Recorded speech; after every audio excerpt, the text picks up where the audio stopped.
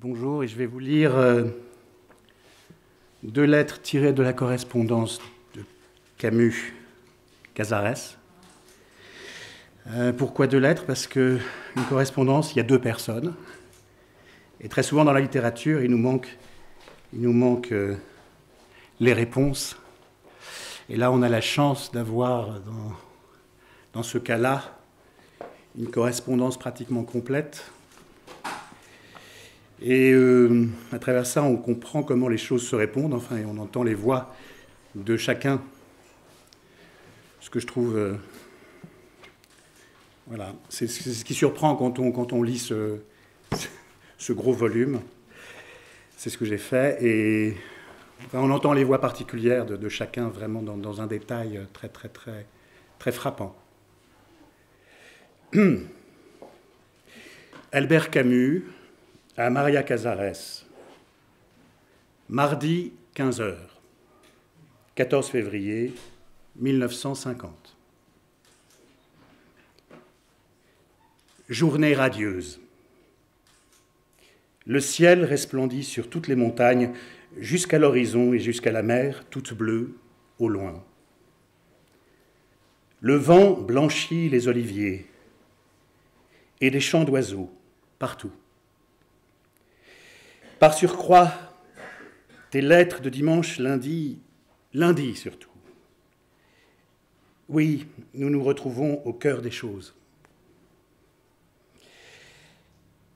Que tu m'appartiennes absolument et pour toujours, qu'un être, et un être tel que toi, me soit ainsi donné sans réserve. Cela me remplit d'une force de joie qui remplirait 3 vies. Ne crains rien.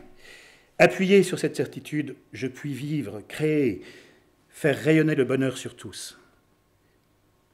C'est la grandeur et la bonté de la vie que de pouvoir ainsi croître et surabonder, sans mutilation, par la seule force du sang. Des jours comme aujourd'hui, et grâce à toi, mon grand amour, j'ai l'impression d'avoir toute la lumière du ciel sur le visage. Merci, ma chérie, ma lisse, ma profonde. Me choquer parce que tu me parles avec naturel de ton désir? Tu sais bien que non. Tu sais bien que je suis à l'aise dans le désir, que le plaisir a une âme pour moi, et que j'aime ton corps comme j'aime ton cœur, en même temps et avec la même gratitude. Me choquer? Mais je voudrais plus encore, et que tu te mettes toute crue, toute vive, ouverte dans tes lettres, afin que cet aveugle désir où je vis sache mieux encore vers quoi il tend, où il veut s'enfoncer et s'ensevelir.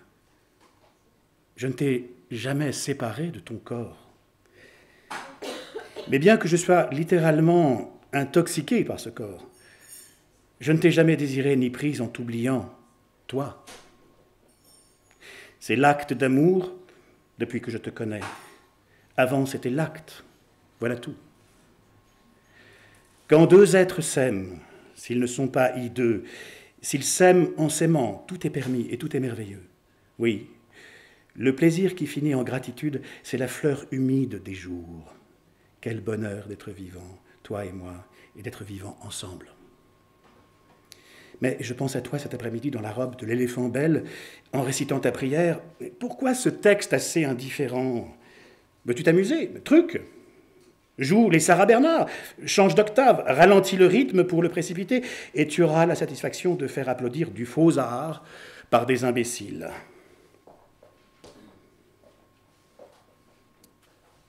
C'est une jouissance un peu solitaire, mais qui te fera supporter cette corvée. Vendredi soir, en tout cas, je penserai à toi.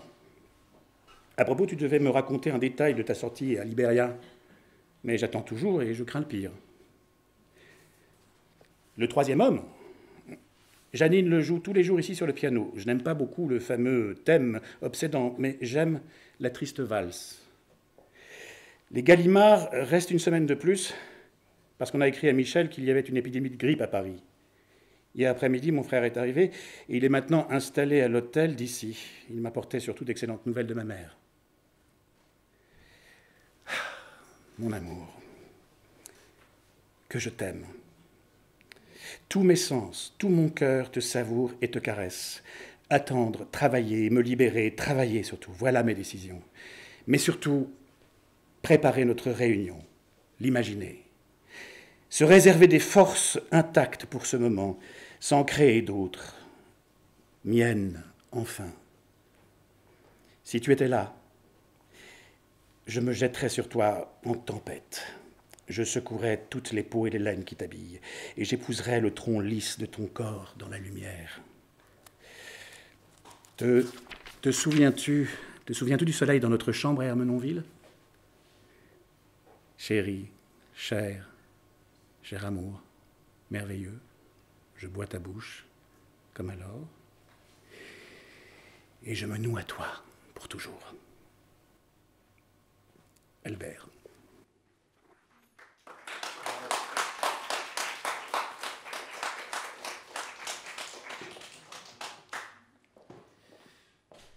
Une lettre de Maria. Une seconde, Vincent, le temps de changer. Pardon? Oui, oui, bien sûr. D'accord. Oui, on y va. Donc, une réponse de Maria Casares à Albert Camus, qui n'est pas datée, mais qui est de 1950 également, à peu près, qui doit dater d'avril. Mon amour, non, ne crains rien. Je ne vais pas te faire de mal, cette fois-ci.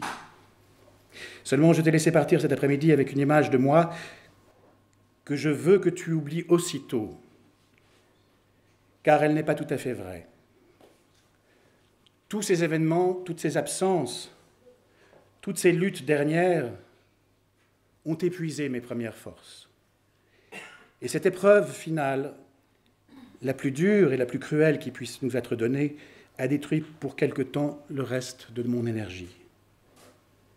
Je dois l'avouer, la situation me dépasse et la fatigue et l'incompréhension aidant, je ne peux pas facilement vaincre l'état de stupeur dans lequel je me trouve. J'ai beau chercher, je ne comprends pas pourquoi le destin s'intéresse à nous avec cet acharnement. Je suis petite, mon chéri, plus petite, plus faible que tu ne penses, et je t'aime beaucoup plus que tu ne le peux imaginer. Tu es tout pour moi.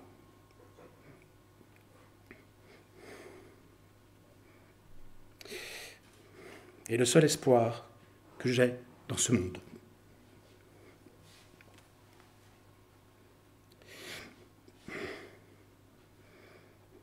Sans toi,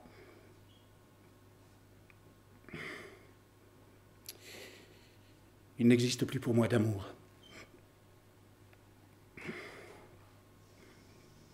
d'amitié, d'entente.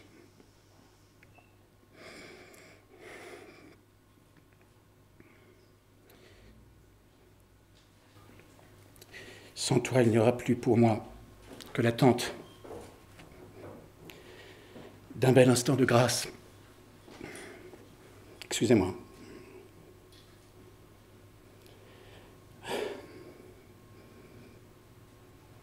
Sans toi, il n'y aura plus pour moi de communion possible avec quoi que ce soit.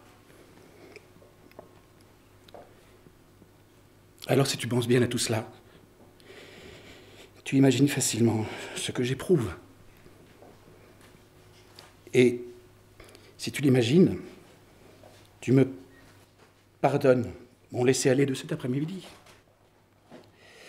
Je savais pourtant que tu allais me dire ce que tu allais me dire, et j'avais ma réponse toute prête. Je n'ai pas pu parler, je ne parlerai plus jamais. Je ne parlerai plus jamais d'ailleurs, d'ici longtemps de tout cela. Cette lettre sera la dernière que tu recevras de moi sur ce sujet. Les mots sont aujourd'hui de trop. Il s'agit pour le moment que nous survivions l'un et l'autre.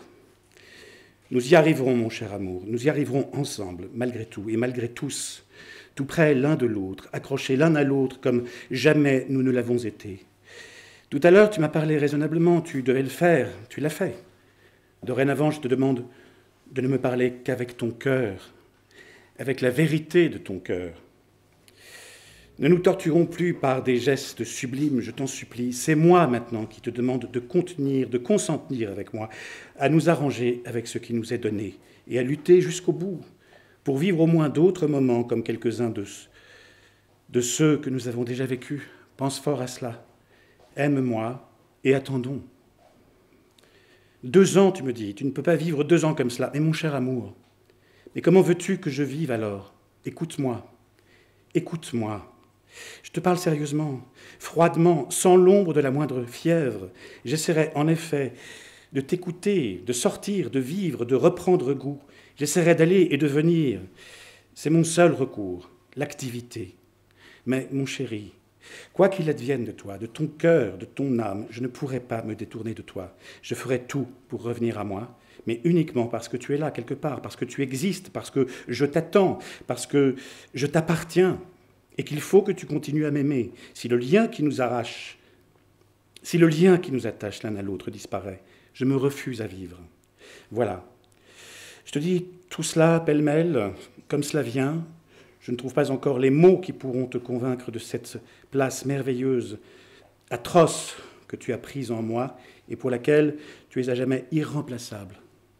Je ne les trouverai sans doute de toute ma vie, mais si tu m'aimes, si tu crois en moi, si tu m'écoutes avec ton cœur, entends-moi, entends cette âme que tu as révélée en moi.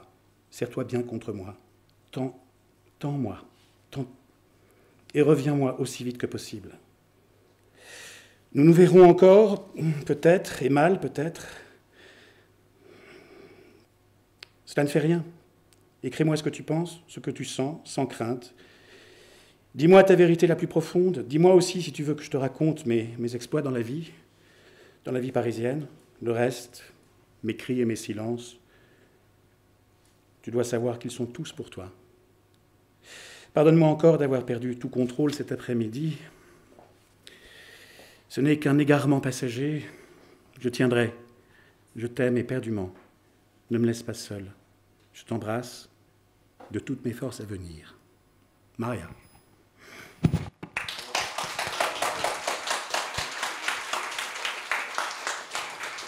Bon, pardon, je ne parle pas grec, mais vous, comme c'est la francophonie, vous comprenez tous le français, j'imagine.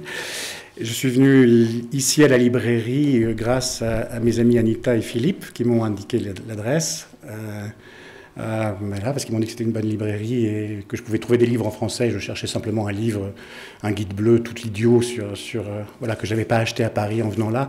Et je suis ici parce que je tourne un film avec Costa Gavras.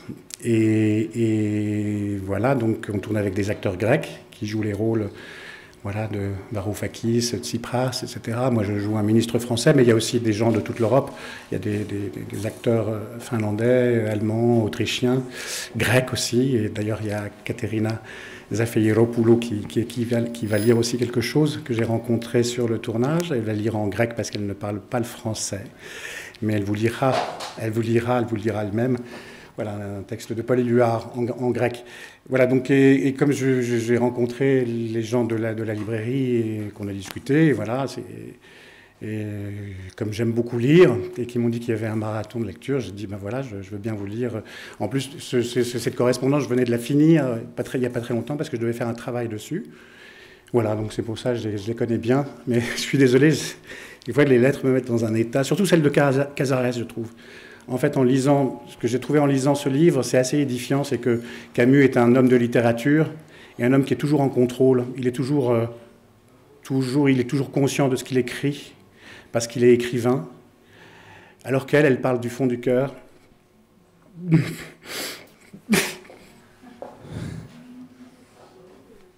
Voilà. Merci.